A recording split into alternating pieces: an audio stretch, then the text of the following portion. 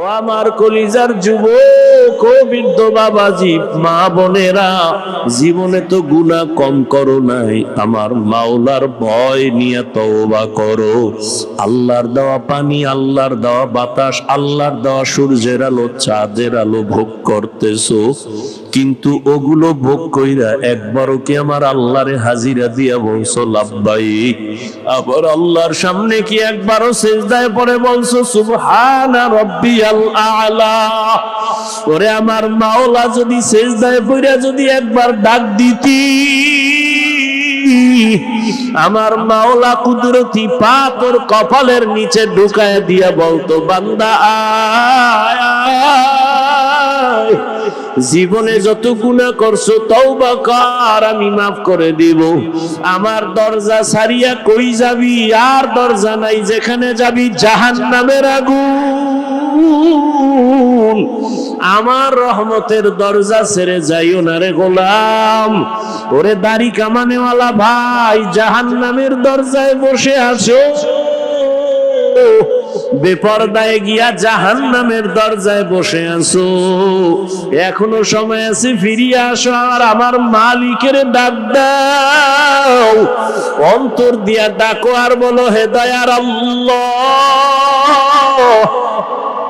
জীবনে তো কত নামাজ ছাড়লাম, দাড়ি কাটলাম, বেপরদায় চললাম, মন মতো গুনাহ করেছি, মা বাবার সাথে বেয়াদবি, উলামায়ে কেরামের সাথে বেয়াদবি, মুরব্বিদের সাথে, শিক্ষকের সাথে বেয়াদবি। আল্লাহর কাছে মনে মনে বলো, আল্লাহ, মরিয়া গেলে তো তুমি ছাড়া আমার আর আপন কেউ হবে না। আজকে থেকে তওবা করে নিলাম, আর নামাজ ছাড়বো না, দাড়ি কাটবো না, বেপরদায় চলবো না, মা বাবারে কষ্ট দিব না, উলামায়ে কেরামের পরামর্শ নিয়ে, শিক্ষক মুরব্বিদের দোয়া নিয়ে চলবো, নবীর তরিকায় চলবো। আল্লাহর কাছে দুই ফোঁটা চোখের পানি ছেড়ে তওবা করো। তোমার মতো যুবক স্কুলে পড়ে, কলেজে পড়ে, চাকরি করে, ব্যবসা করে, নামাজ ছাড়ে না, দাড়ি কাটে না, তুমি কেন পারবা না? ও আল্লাহর বান্দারা, গুনাহ নিয়ে কবরে গেলে জানুনি কত ভয়ঙ্কর হালাত। দুনিয়াতে একটা মশার কামড় সইতে পারো না, দুনিয়ার সূর্যের গরম সহ্য করতে পারো না।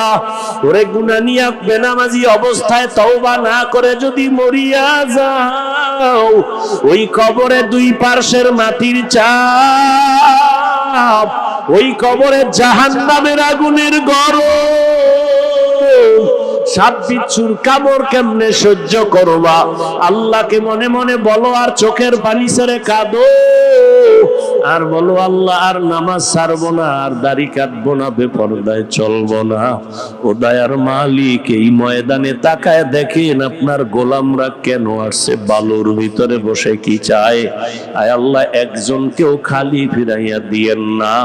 আয় আল্লাহ, সবাইকে তওবাওয়ালা জিন্দেগি দান করেন। আয় আল্লাহ, নবীর আদর্শের উম্মত বানায় দেন। আপনার মারিফত আমাদের সিনার মধ্যে দান করেন, মারিফতের নূর দিয়া সিনাটা ভরপুর করে দেন। আয় আল্লাহ, গুণের মানুষ হওয়ার তৌফিক দান করেন, আমিন। সুলাইমান নবী পিপিলিকার আওয়াজ শুনলেন। পিপিলিকার থেকে কি আমরা জানলাম? পিপিলিকার বয়ানটা জাতির জন্য এমন একটা উপদেশ, দয়াময় আল্লাহ পিপিলিকার নাম দিয়েই সূরা নাজিল করেছেন, সূরায়ে নামল। ঠিক নি? নবীজি বলেন, এই পিপিলিকা, কোটি কোটি কোটি কোটি পিপিলিকার মধ্যে নবী সুলাইমানের কথা শ্রবণ করেছে। নবী যেই পিপিলিকার এটা জান্নাতে যাবে, তাহলে সব পিপিলিকা সমান, কিন্তু ওই পিপিলিকার দাম বেশি।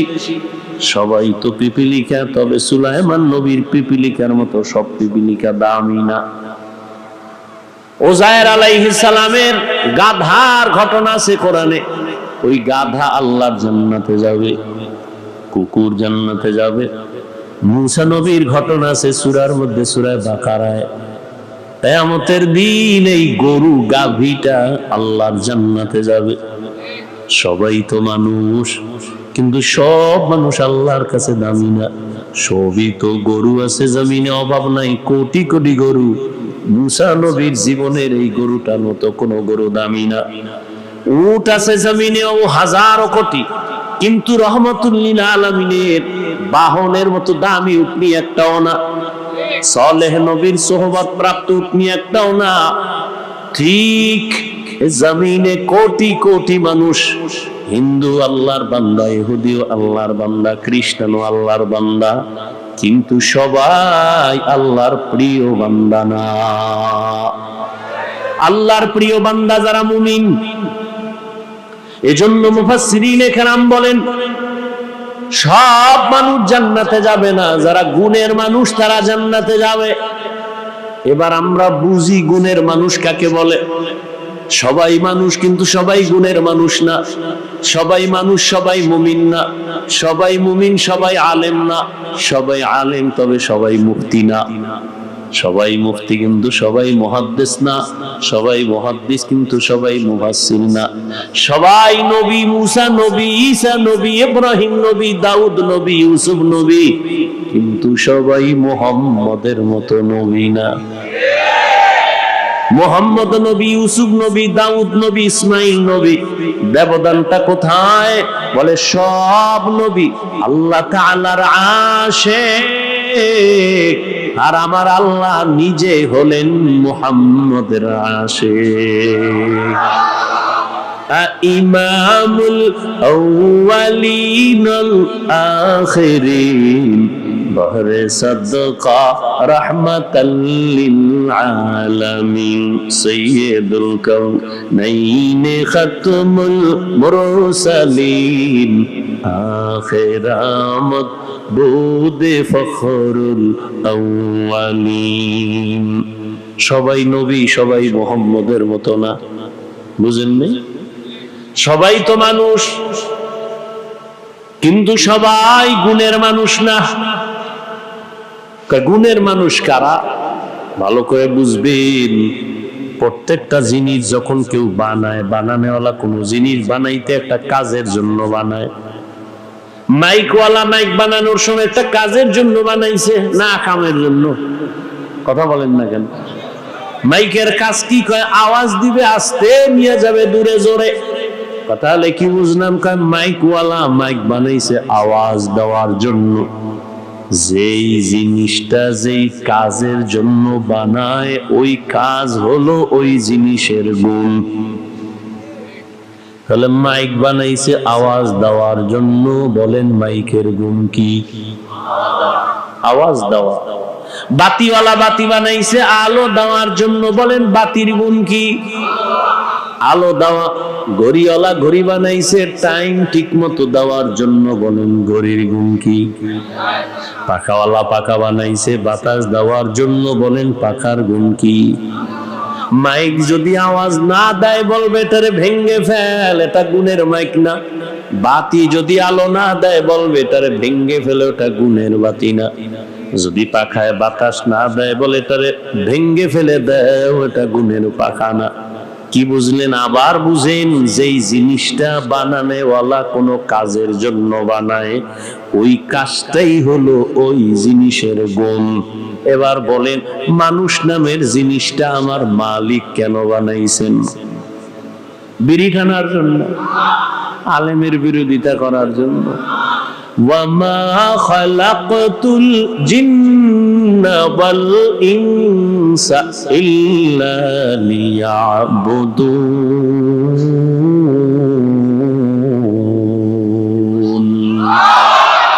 মা খালাকতুল জিন্না ওয়াল ইনসি বাখাজুজ ইবাদাত নিস্তে মাকসুদ আজাহা।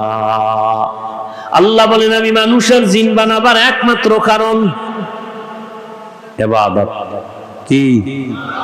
কার ইবাদত? আল্লাহর নামটা জবানে আসে না? কার ইবাদত? আর আল্লাহর নাম আসবে কিভাবে? যেই জমানে সারাদিন মিথ্যা গীবত গালি, ওখান থেকে আল্লাহর নাম আসতে তো একটু সময় লাগে। কথা ঠিক নেই? जिंदगी में बंदगी तू करना है, जिंदगी में बंदगी तू करना है, जिंदगी बे बंदगी शर्मिंदा है, जिंदगी बे बंदगी शर्मिंदा है। दुनिया में हो दुनिया का तालबगार ना हो, बाजार से गुजरो हो खरीदार ना हो। ये दुनिया एक मिसले कागज फूल है, ये दुनिया एक मिसले कागज फूल है। जिंदगी में बंदगी तू करना है,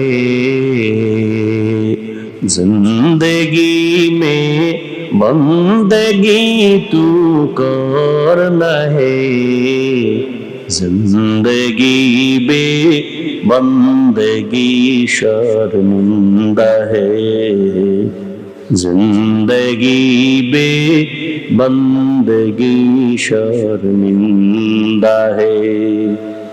आए थे हम कुछ न कुछ खरीदने को, जैसे हो रोशन मेरे कल्बो रूहों। आए थे हम कुछ न कुछ खरीदने को, जैसे हो रोशन मेरे कल्बो रूहों। वरना कोई चारा दो जहां में नहीं, वरना कोई चारा दो जहां में नहीं। जिंदगी में बंदगी तू करना है, जिंदगी में बंदगी तू करना है, जिंदगी बे बंदगी शर्मिंदा है, जिंदगी बे बंदगी शर्मिंदा है। जिंदगी में बंदगी कुन बंदगी, बंदगी बे जिंदगी शर्मिंदगी। কষ্ট হয় আপনাদের? আর একটু থাকবেন, আল্লাহ কবুল করেন। হ্যাঁ, যেই জিনিসটা যেই কাজের জন্য বানানোওয়ালা বানায়, ওই কাজ হলো ওই জিনিসের গুণ। আল্লাহ মানুষ বানাইছেন কেন বলেন? একমাত্র ইবাদত। কার ইবাদত? আল্লাহর ইবাদতের জন্য বানাইছেন। তাহলে কি বুঝলেন মানুষের গুণ কি? ইবাদত করা। অতএব যেই মানুষটার মধ্যে আল্লাহর ইবাদত নাই, সেটা মানুষ ঠিক, তবে গুণের মানুষ না। আর যে গুণের মানুষ হবে না, ওই বান্দা জান্নাতও পাবে না। গরবা সুরত আদমি ইনসাবুদে আহমদ বু জাহলো হামে সাবুদে আদমিয়ত লাহমু শাহম পশতে নিস আদমিয়ত জুজরে যায় দোস্তে নিস। সবাই আল্লাহর বান্দা, তবে প্রিয় বান্দা না। হিন্দু আল্লাহর বান্দা, প্রিয় বান্দা না। ইহুদি আল্লাহর বান্দা, প্রিয় বান্দা না। খ্রিস্টান আল্লাহর বান্দা, প্রিয় বান্দা না। আখিরি নবীর উম্মত আমরা, বান্দা বটে তবে আল্লাহর প্রিয় বান্দা। আল্লাহ বলেন আমি গুণের মানুষকে জান্নাত দিব, যারা গুণের মানুষ না, বংশগত মানুষ হলে জান্নাত পাবে না, জন্মগত পরিচয় মানুষ হলে জান্নাত পাবে না, একমাত্র গুণের পরিচয় মানুষ জান্নাত পাবে। মানুষের গুণ হলো ইবাদত করা। কার ইবাদত? ইবাদত মানে সারা রাত যায় নামাজে তাসবিহ টানো, দিনের বেলা রোজা রাখো, হ্যাঁ না। মানুষ তুমি দুনিয়াতে আসা থেকে মৃত্যু পর্যন্ত যা করবা, যা বলবা, সব হলো ইবাদত। খানা খাওয়া ইবাদত, ঘুমাও ইবাদত, বাজার করবা ইবাদত। বান্দা তুমি কাউকে মোহব্বত করবা ইবাদত, কাউকে দুশমন মনে করো ইবাদত, হাসবা ইবাদত, কান্না করবা ইবাদত। তবে এগুলো মন গড়া না, দুইটা শর্তের বিনিময়ে। আমি যা করব, যা বলবো, এক নাম্বার শর্ত হলো রেজা বিল কাজা, দ্বিতীয় শর্ত হলো তরিকায়ে রাসূল। আপনি আমি যা করব, যা বলবো, সব হবে আমার আল্লাহর খুশির জন্য, নবীর তরিকায়। কার আদর্শে? লাকাদ কানা লাকুম ফি রাসূলিল্লাহি উসওয়াতুন হাসানাহ। রহমতের নবীর মধ্যে আছে উত্তম আদর্শ। তুমি নামাজ যদি পড়ো নবীর তরিকায় পড়ো, ইবাদত নবীর তরিকায়, বাথরুমে যাবা ইবাদত, নবীর আদর্শ মেনে পানি পান করো ইবাদত, নবীর তরিকা মেনে আদর্শ মেনে ঘুমাও ইবাদত, নবীর আদর্শ মেনে কাউকে বন্ধু মনে করো ইবাদত, নবীর আদর্শ মেনে কাউকে দুশমন মনে করো ইবাদত, নবীর আদর্শ মেনে হাসি দাও ইবাদত, নবীর আদর্শ মেনে কান্না করো ইবাদত। নবীর তরিকা বাদ দিয়া নামাজ পড়লেও ইবাদত হবে না।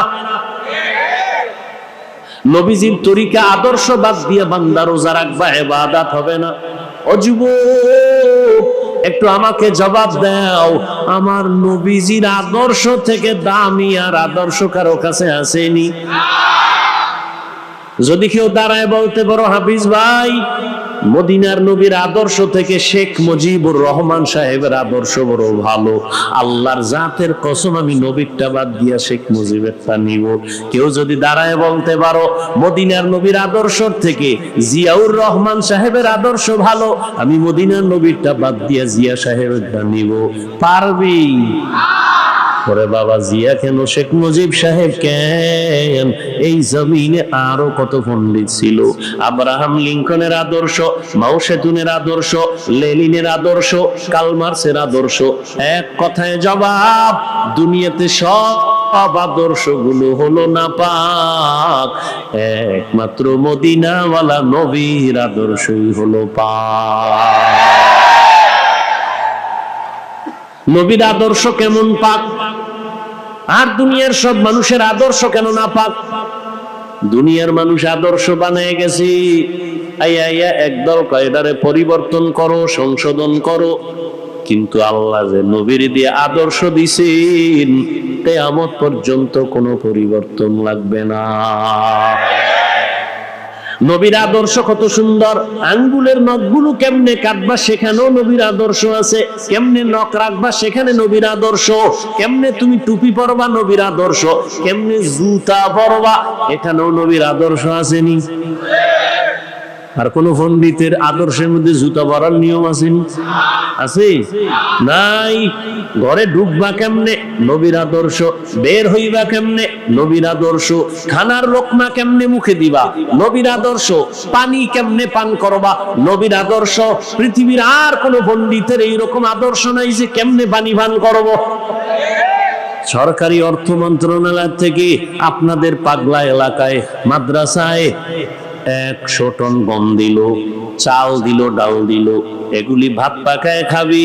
কিন্তু মন্ত্রণালয় থেকে এমন কেউ নাই যে দইরা দইরা বুঝাইবে কেমনে ভাত পাকাবি, শিখাই দিবে কেমনে চালগুলো সিদ্ধ করবি। কিন্তু মায়ার নবীর আদর্শ এত সুন্দর, আমার নবী দইরা দইরা দেখাইছেন গ্লাসটা কেমনে ধরবি, কেমনে মুখের কাছে নিবি, কেমনে খাইতে বসবি, কেমনে ঘুমাইতে যাবি, বাথরুমে যাবি কেমনে যাবি? নবী দইরা দইরা শিখাইয়া দিছেন। মক্কার মুশরিকরা কয় কেমন নবী, বাথরুমের নিয়ম শিখায়। কয় শুধু নিয়ম না, বাথরুমে গিয়া কেমনে বসবা এটাও নবী শিখায়। কয় কেমনে বসবা? বাথরুমে গিয়া হাঁটুর উপরে কাপড় উঠানো যাবে না, এমনে বসবা, বাম পায়ের উপরে ভর করে বসবা, এটা নবীর আদর্শ সুন্নত। ডান পায়ে ভর করবা না, বাম পায়ের উপরে ভর করে বসবা। টিস্যু ঢিলাকুলক ব্যবহার করবা। এরপরে ঢুকার আগে দোয়া পড়বা। খালি মাথায় বাথরুমে যাবা না, খালি পায়ে বাথরুমে যাবা না, ব্রেন কমে যাবে। দোয়া ছাড়া ঢুকবা না, কারণ সব শয়তানের আড্ডা হলো বাথরুম। জিন্নাতেরা বাথরুমে থাকে, নবীর আদর্শ আছে। একজন পণ্ডিতের আদর্শ দেখা যে বাথরুমে কেমনে ঢুকবে নিয়ম আছে। ওর বাথরুমের নিয়ম নাই, ও মাইশেরে কি দেখাইবে? ও ডান হাতে বিড়ি টানে, বাম হাতে চা টানে, আদর্শ। হ্যাঁ, আর আমার মায়ার নবী, কত সুন্দর নবী আমার, যে নবীর কোনো তুলনা নাই, যে নবী এত সুন্দর, তার ব্যবহার এত সুন্দর, তার চেহারা এত সুন্দর, তার আদর্শ এত সুন্দর। ১৫০০ বছর পর আজকে পাগলার বালুর মাঠের মধ্যে নজর করে দেখো, এখানে খানার চিন্তা নাই, ঘুমানোর চিন্তা নাই, বসারও কোনো জায়গা নাই। মানুষগুলো বালুর উপরে বসে আছে টাকার লোভে। না, কেউ যদি বলতো তোরে ৫০০ টাকা দিব, তারপরে বালুর মধ্যে বসতো না। আর এই মানুষগুলো বালুর উপরে বসে আছে, ময়লা নিয়ে বসে আছে, কোনো চিন্তা নাই। মানুষ কান্না কান্না হালাত।